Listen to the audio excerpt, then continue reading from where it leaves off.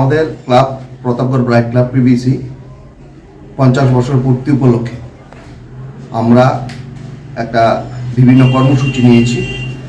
আজকে আমাদের বসে আঁকো প্রতিযোগিতা এবং সন্ধ্যাবেলায় আমরা আমাদের একটা নেশার বিরুদ্ধে আমাদের একটা নাটক হবে।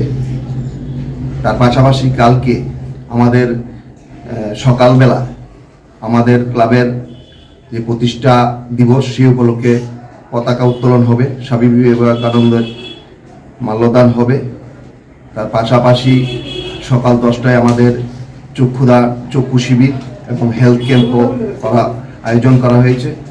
এবং তার পাশাপাশি আমাদের বিকেলে ঠিক 5টায় আমাদের রাজ্য নেতৃত্বরা আসবেন।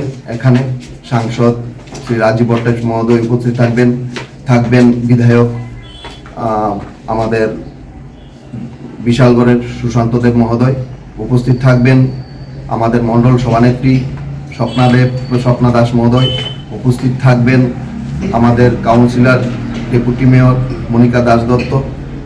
তাদের মাধ্যম দিয়ে, তাদের হাত দিয়ে আমাদের এলাকার কিছু দুস্থ মানুষের কাছে আমরা শীতবস্ত্র তুলে দেব।